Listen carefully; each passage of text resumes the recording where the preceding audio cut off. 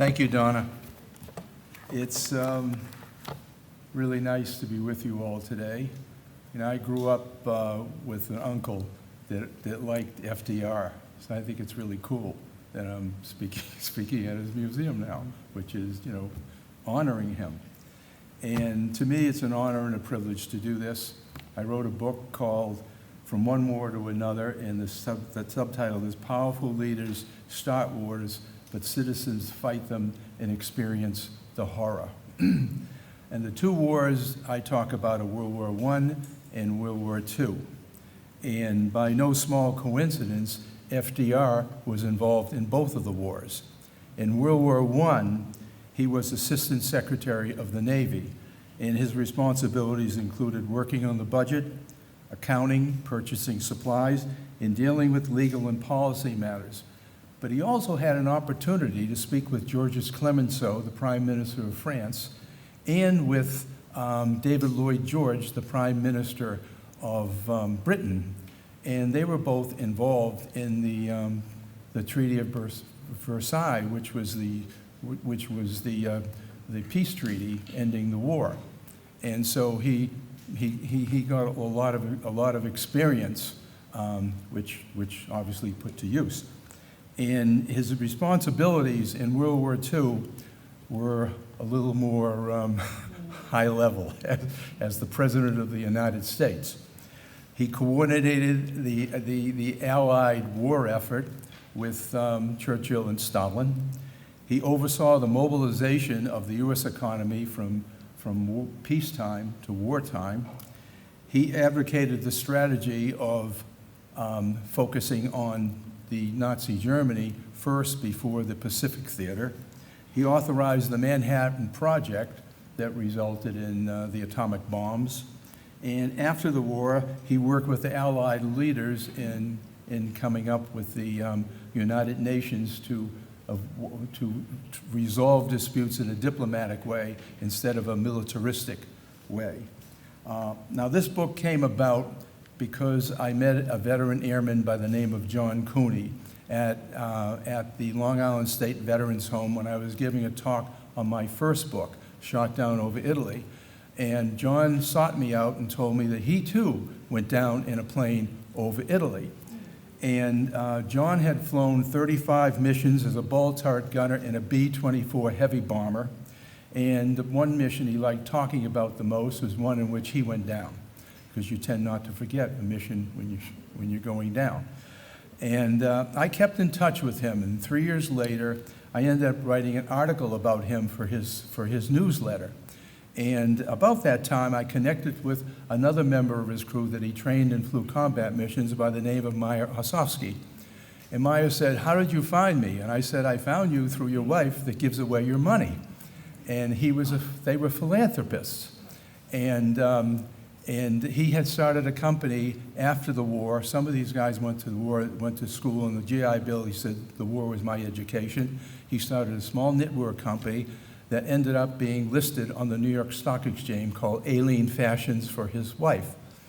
And his son Alan said, "My father went from rags to riches and skipped the middle class." Anyway, when Meyer and his son Alan visited John, John was not in good shape, so they couldn't share wartime stories. And John passed away, and his daughter Mary asked me to give the eulogy at the Calverton National Cemetery, which I was very honored to do. After which she and her brother Kevin gave me his flag, and I said, "No, I don't want the flag. That's for you." He says, "We want you to have it. You spent a lot of time with our father." So I framed it, and it's been in my man cave, and I was writing this book, and it is a remembrance of him and the others. And when I finished the book, I sent it to Mary, where it belongs. And what she also did, she arranged a celebration of her dad's life.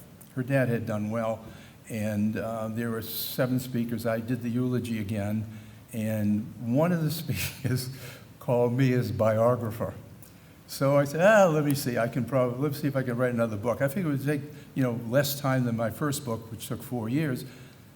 But 2 years into it, I found out they didn't pass down the loading lists And I don't know if you know the loading list, but it tells, in my first book, I knew everyone I wrote about, I knew all the missions they were on, and they didn't pass it down, his bomb group. And I said, oh my God, what am I going to do? When I remembered that John's father, he had talked about it, was in World War I, and he was in the medical services. So I decided to write a book about World War I and World War II, around his father and around him. And in a sense, what I wrote is it's kind of a history book too, and it's how each of these wars were started, how they were mobilized for, how they were fought, how they were supported, how they ended, and more. And I discussed the role of the United States with a focus on medical services, which help, the sick and wounded get better.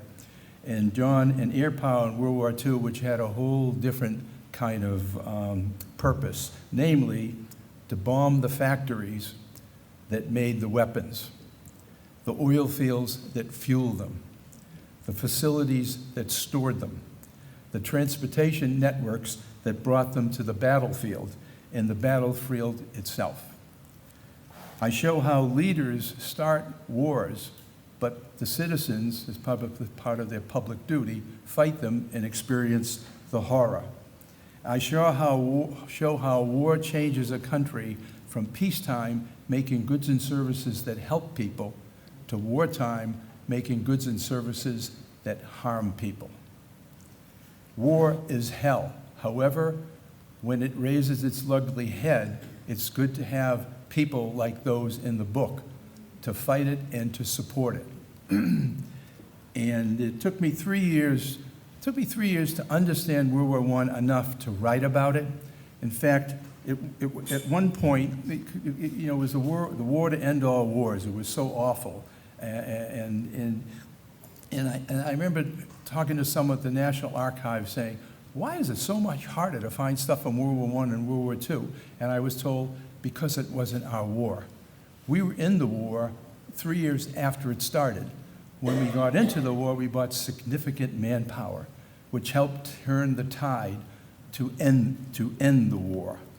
But I was trying to understand World War I, why it came about. And for centuries, the countries of Europe were run by autocratic leaders. In order to get more power, they would have a war, and they would gain more power. But the people were starting to say, I want to have a say in our government. In the 1700s, there was a growing desire for individual rights and independence. Look at us. We broke from Britain, and we had the Declaration of Independence. Look at the French Revolution, championing individual rights and coming up with the Declaration of the Rights of Man in 1779. And then in the early part of the 1800s, the British Empire and the French Empire kind of ruled. But then along came a guy called Otto von Bismarck, the Chancellor of Prussia. And what he did is he changed Prussia into a warring country that ended up, he changed the peace-loving people into a war-loving people who won wars against Denmark in 1864, Austria in 1867, and France in 1870. He promoted war, and so did the German universities, teaching that war is beautiful, noble, desirable, and right. They taught that Germany is wiser, better than decaying England, decadent and licentious France, uncouth and anarchic Russia, and money-serving America. It is noteworthy that when they defeated France, they annexed the French territory of Alsace and Lorraine, which the French never got over. And then, to pour salt in the wounds, Bismarck realized his dream of uniting the 39 German states into a powerful German empire, with his mentor, Wilhelm I, as the leader of the new empire. He did this at the Palace of Versailles in France. So you can imagine France is a proud nation, and they never forgot that. Bismarck was known as the Iron Chancellor. He was highly regarded, And he ran into trouble in 1888 in what was known in Germany as the Year of the Three Emperors. His mentor, Kaiser Wilhelm I, died, and his son, Frederick III, succeeded him, to die 89 days later, which time Wilhelm III, his son, became the emperor at the age of 29. Like Bismarck, he was a militarist, and he also had a mind of his own. He forced Bismarck to resign in 1890, and he took charge of domestic and foreign policy. Unlike Bismarck, he was not diplomatic. He made inept political moves. He exhibited inappropriate behavior at international gatherings, creating frictions with other countries. So if you're on his Western Front and you're France, you're worried.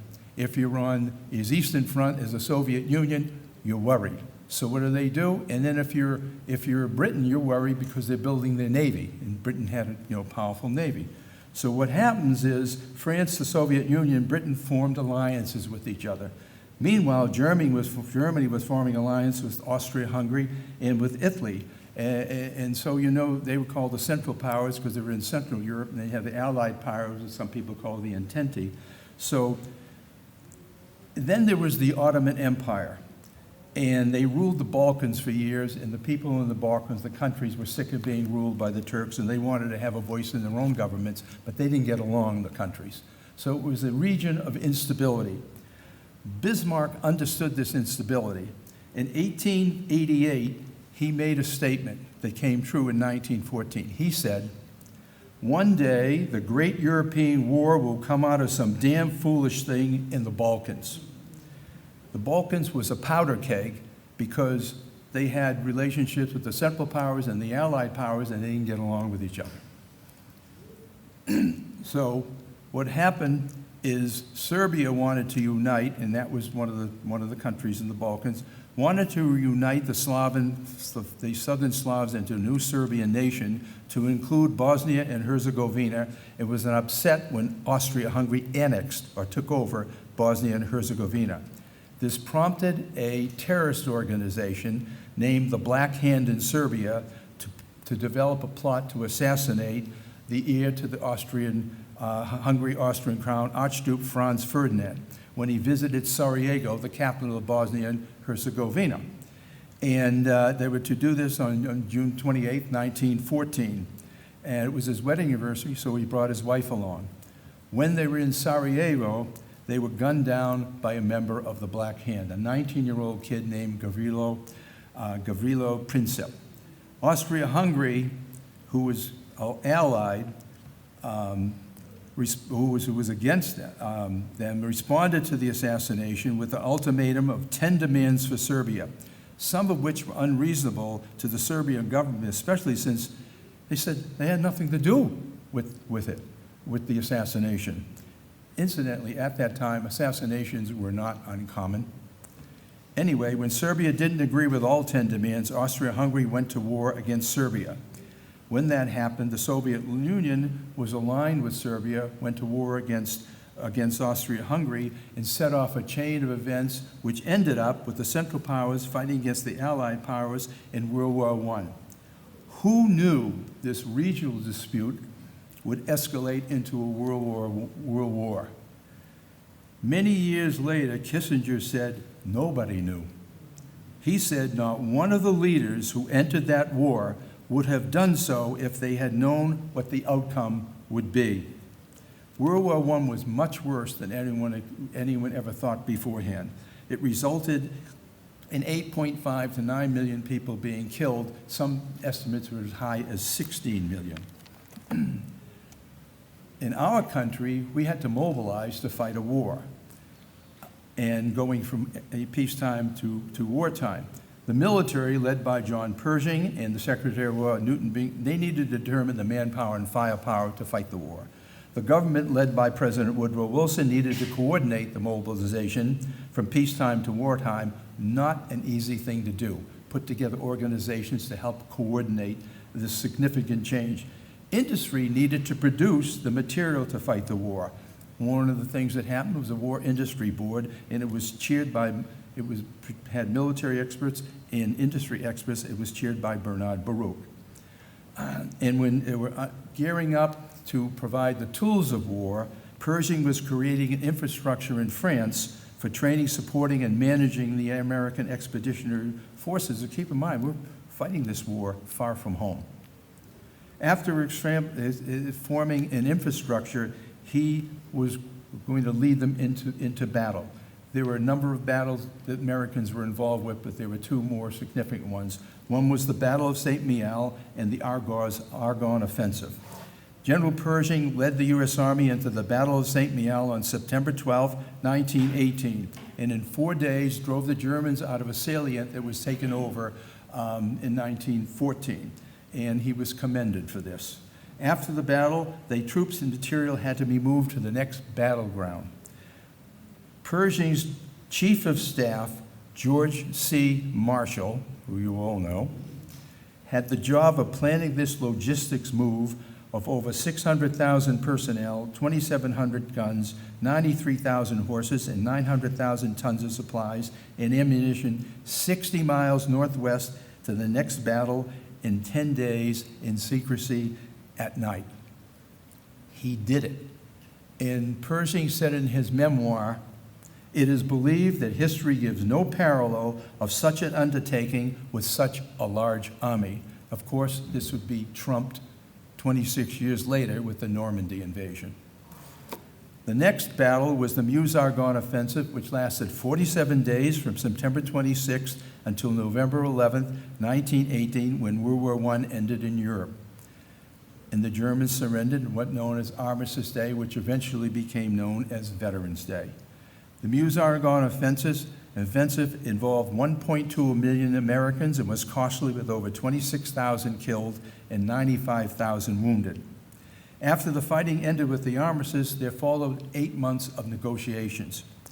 The leaders of the negotiations were Georges Clemenceau of France, David Lloyd George of Britain, and Woodrow Wilson of the United States.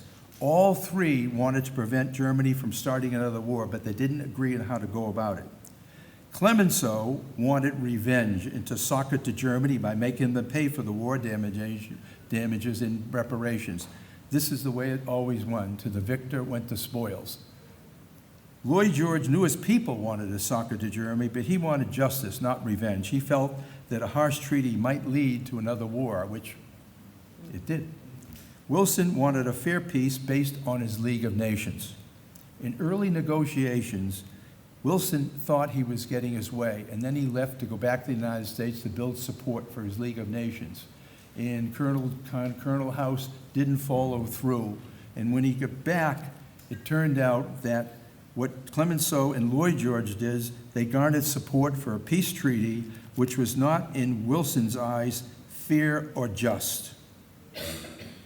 The Treaty of Versailles was signed in June 28, 1919, at the Palace of Versailles, the same place where Bismarck formed the German Empire 48 years earlier in 1871. The treaty socked it to Germany, and the war reparations ruined the German economy. This prompted Germany in 1923 to decide to devalue its currency to pay its reparations in worthless money. But what it did is, this inflation, runaway inflation, hyperinflation, lunatic inflation, it wiped out the life savings of many of the people. And they lost their faith in their country's parliamentary democracy and felt that a dictator was needed to right the ship. As the dictator, as you all know, turned out to be Adolf Hitler. The moral of the story is be careful what you wish for. World War I was so awful that it was said to be the war that end all wars. The weapons are so powerful, the soldiers couldn't even be identified, leading to unknown soldier monuments in this country and in other countries. Yet 20 years later, we had World War II, which was much worse due to more destructive weapons, culminating in the atomic bombs. In the United States, the period between wars was the golden age of aviation, with significant improvements in aviation with the air races and so forth. but it was also the Great Depression, the worst depression in our history. Meanwhile, overseas, Hitler was building up the military in his plan to conquer Europe through force. On September 1st, 1939, Nazi Germany invaded Poland to start World War II. In 1939, John Cooney, who got me started on the book, lost his father, and the family felt that he died from health issues he picked up in World War I. When John lost his father, he had to go to work full-time. To his credit, he went to school nights. He worked in the city, lived in New Jersey. He went to the High School of Commerce. That's where Lou Gehrig went, a baseball hero. He also worked for a tailor in North Bergen, and he used to deliver clothes to the house of Jim Braddock, the Cinderella Man, who was a baseball hero. So he knew all about heroes, but when he was 16, he lost his hero, his father, and he had to go be the man of the house, so to speak, because his mother, they had five kids at the time, and he was the older kid. But that tells you something about him, the fact that he was working and finishing his high school degree. So in 1939, when this was going on, the United States viewed the overseas war as Europe's war, not our war. However, in 1940, Germany, Italy, and Japan banded together in a tripartite pact in which they agreed that any attack on one of them would be considered an attack on all of them. Roosevelt felt trouble was brewing, but the general public still wanted no part of this war. That's all changed on December 7th, 1941, when Japan attacked Pearl Harbor. And the next day, we were at war with Japan. Because of the tripartite pact, Germany and Italy declared war against the United States on December 11th, three days later, and Congress was unanimous in declaring war against Germany and Italy. So we were in World War II a lot longer than we were in World War I. So whereas the death toll in World War I was 8.5 to 9 million, with estimates as high as 16 million, the death toll in World War II was 35 to 60 million, with even some estimates as high as 80 million. Let us look now at how we mobilized for World War II. George C. Marshall, the same logistics expert that moved from one battleground to another, was the Chief of Staff of the U.S. Army. He had the job of coming up with the personnel and the material. Material means the firepower in the overall war planning for World War II. On his staff, he had Major Albert Wedemeyer came up with personnel estimates, his so-called victory plan. Colonel Arendt came up with material estimates, and Colonel Harold George came up in 9 days with air power estimates, which is pretty amazing. In the European theater, Eisenhower commanded the Allied forces. In the Pacific theater, MacArthur commanded the land forces. And Nimitz commanded the sea forces. In both theaters, General Hap Arnold commanded the air forces. On the recommendation of Bernard Baruch, because FDR said to Bernard Baruch, who headed industry mobilization in World War I, who should we put in charge? He said we should put in charge William Knudsen, who was a Republican. He reached out on the other side of the aisle. He was the chairman of General Motors, and he was picked to produce the material needed to fight the war. Then he was promoted into the military to help fix the bottlenecks in the factories that were making the goods, and a fellow named Donald Nelson from Sears and Roebuck, he became the person in charge of industry mobilization. Knudsen entered the military as a 3-star general. A Democrat told this guy to go into the military as a 3-star general as a Republican. Very different than today. He was the only civilian to enter the U.S. Army at such a high rank. He ended up flying 250,000 miles to inspect 1,200 factories to improve production during World War II.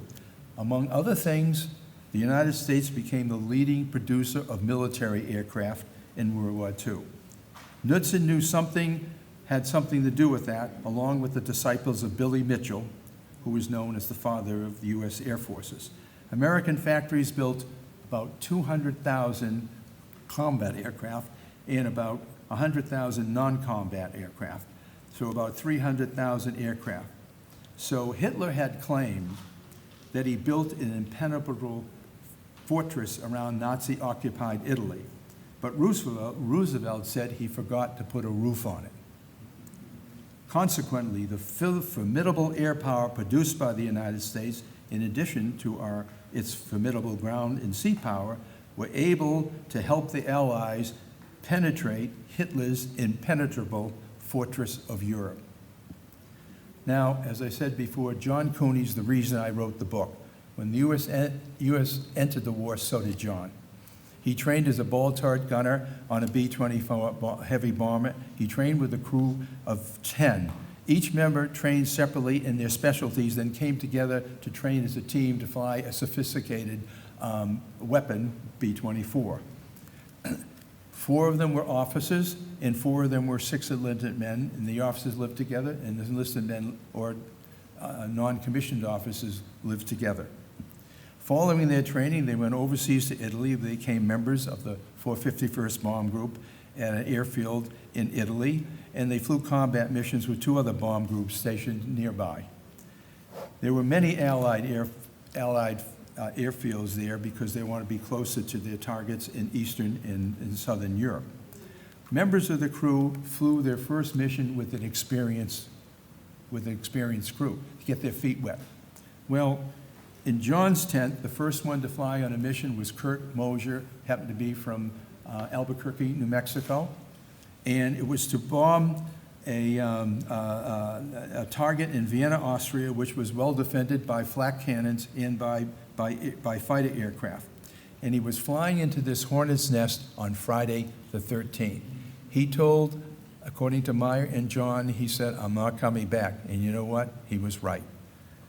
The Friday the 13th mission was a mission for hell, and there were many. And 8 B-24s in their bomb group went down, and 81 casualties resulted. 17 were killed in action, including Kirk. 42 became prisoners of war, and 22 evaded the enemy and made it back to friendly territory in time. So John and his tent mates learned right away that combat missions could be very dangerous. 10 days later, after Kirk died, John flew in a mission with the crew he trained with, piloted by Bob Cookman of Mason City, Iowa. The mission was to bomb the Munich-Aulich BMW Works, a factory in Munich that manufactured engines for the Focke-Wulf 190 fighter aircraft.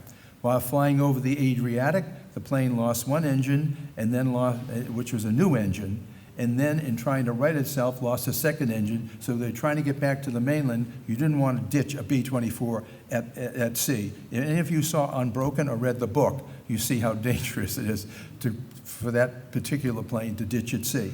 Well, they made it. They didn't want to keep going because the Apennines is in the middle. They turned right, going up, and they were looking for a place to land, but it's a hilly terrain. They couldn't. They're going down. The pilot gives a signal to bail out. They all bail out. He bails at too low an altitude for his chute to open, and he's killed.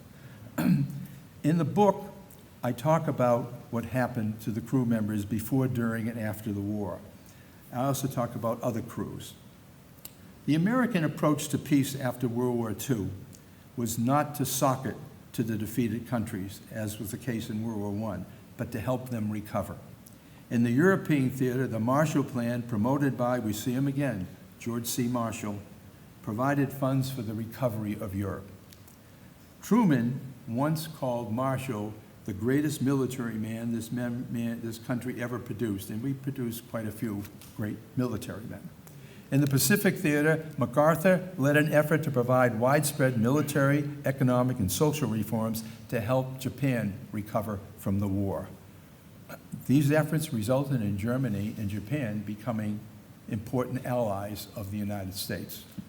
The American approach to peace also included the establishment of the United Nations to maintain international peace and security in a diplomatic way rather than a militaristic way, same way that that Wilson promoted the League of Nations after World War I. Roosevelt died before the end of the war.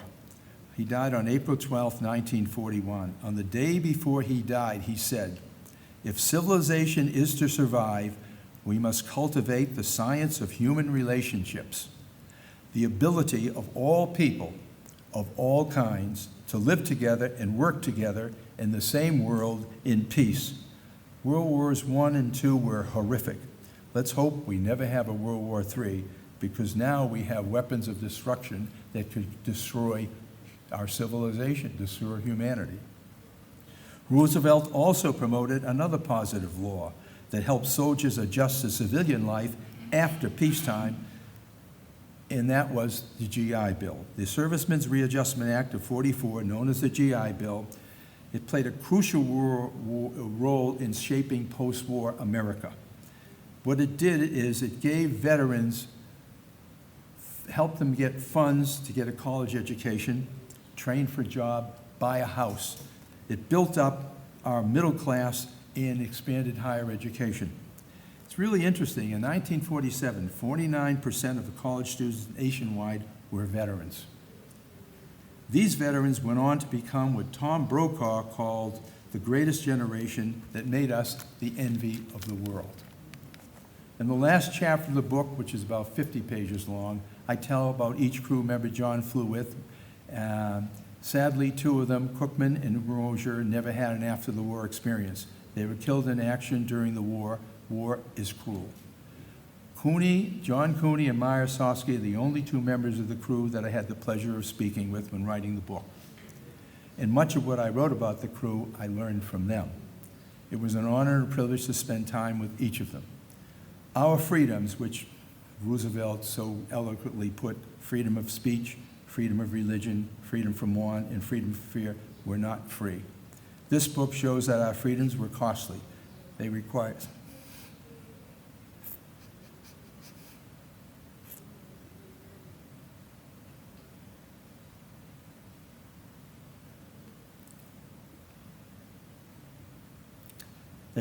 the sacrifice of so many who experienced the horror of war.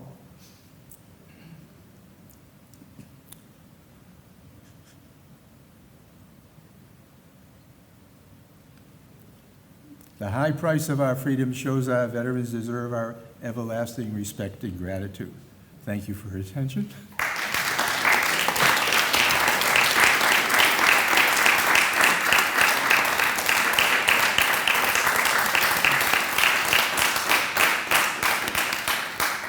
Questions? Fire away, yes. Thank you. That was really great. I appreciated your high altitude, perspective. It was really Thank you. great. Thank you. And you tied together so many different strands.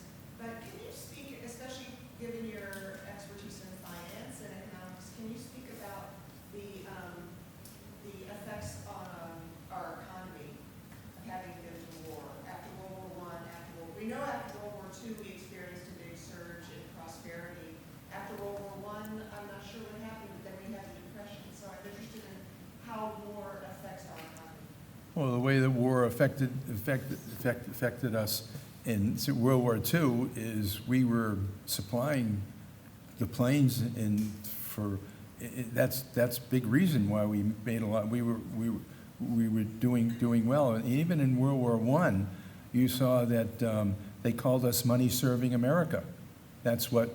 And one of the things I said is when the universities in Germany were saying all the U.S. cares about is money, and look who ran our industry, who led the mobilization, is Bernard Baruch, who was known as a speculator. In fact, he wasn't going to be put in charge of that because he was known as a speculator, but he also understood how to get things done, and so. We have, we're a country that brought all immigrants, really smart people in other countries. They wanted to come to this country because it was a free country. Not all the countries around the world are free, and so we had the Great Depression and so forth. But I remember reading a book about the 60 60 families that read our country, and then this is during we had very wealthy people here, and a lot of them, were in products that were used in the military, building them. So from the standpoint of this country, we've always been very big in finance. We still are. Of course, right now, look at the dollar. The dollar now is used all around the world. It's the reserve currency. In that, before World War II, it wasn't the dollar, it was the pound. Then it was the Dutch guilder earlier. But it's usually, if you have a strong currency, that's a strong country. So we've had a strong currency for a long time. And you look at J.P. Morgan. He was doing great, in time. So in terms of how this country in finances, the finance did really well. Finance used to revolve around London, now it revolves around us, and who knows where it will revolve in the future. But, did I answer your question? So we came out of World War I prosperous or not prosperous? When we came out of World War I, that was before, keep in mind, this is before the 1920s. 1920s, people did pretty well. It was like a great time. You see people dancing. It was a crazy time. And what happened is, you had the financial people in the 1920s, they were able to manipulate stocks, before the 1930s. That's one of the reasons they manipulate stocks. They would get everyone to buy a particular stock, it would go up, and the people that got them to buy it would go out. And that wasn't illegal at the time. So really, really crafty people were doing that. And then it just went too far. And then it went too far, and then just market went kaboom in 1929. But the 1920s, a lot of people became really, really rich. And even to the 1930s, there's I read a book, I think it was in the 30s, about the 60 the 60 families that ran America. These are all wealthy families. So we've always had, done well in business. And we still do well. People someone asked me, I just gave a book talk to someone, what I thought of today. I said, we lived through the Civil War. We lived through World War I, World War II. We lived through the 60s. That was nuts. My father did not understand the 60s. So people now think we're going, but every generation thinks the generation behind them are going to hell. But I'm driving up here, it's beautiful. The road in my town just been paved, it's nice. And everyone I meet is okay. I read the news, I look at the news, I go, where do they find these people? Because most of the people I see, wherever I go to Boston where I grew up, way better than it used to look. I go to, South Station where I used to work on Christmas and post office, and I say, whoa, this is the same place? So every place you go is better. So I don't think the world's coming to an end, although we have serious weapons. But I think we have a lot of smart people that realize that we're crazy, but we can't be too crazy. So I don't know. I don't know. I'm not a doomsdayer kind of person. So, any other questions? Yes. What extent do you think that FDR's leadership played a pivotal role in winning the war? Because he was obviously very concerned about industrial production, had no qualms about bringing the private sector in, and the fact that there was strong New Deal support in the country at that time seemed like to me it made it a natural launch point for we're going to do whatever's necessary to win the war, forget private interests doing what they want to do. So to me it seems like without him, I'm not so sure the outcome would have been as... I think we were very fortunate because he was involved in he was a smart guy, and he was involved. He was on a boat where people doing the peace negotiations, he had opportunity to speak with these people, and he reached out. And he always wanted it he didn't want too much power. He didn't want to break apart. And he was a rare bird. And he also was a privileged guy that was really had that polio. And there's a book There's so many books about FDR in this library, but he was called a traitor to his class. In other words, he grew up privileged, but he understood. In fact, the lady that was his secretary, I forget her name, she's from Somerville, Mass. I mean, she was a regular person, and that's who he was closest to. And if you want to get to him, you had to go through her. So he was smart, and he related to a lot of different people, and he was a great speaker, you know. And he just pulled a lot of the long. I know a lot of people, you know, complain about the New Deal and whatever and everything, but I don't know. I think if my father didn't have Social Security, he would have been in real trouble, you know. I mean, so there were a lot of good things that happened. I mean, basically, we're a country where we go too far right, then we go too far left, and we go too far right, and we go too far left. But it's good that we can go back and forth, you know. And you know, there's a book one of my kids gave me on democracy. It's a bunch of case studies, but it's every big problem we had in our country. How would you solve it? And then you see how it was solved. It's pretty amazing what people end up doing to get out of problems that we have, because the nature of what we are, a democracy, everyone's free to express their opinion, so it's amazing how we do progress, but we do progress in everything. So did I answer your question? Yeah, I think so. Yeah. But I think he was a rare bird in a lot of ways. You know, he really, even when he knew something had to be done, he didn't do it. He had to wait till the situation happened to get it done. So John's going Yeah. to be down at the New Deal bookstore signing his book, and Okay. you can continue your conversation with him down there. We gotta Thank go. you, folks.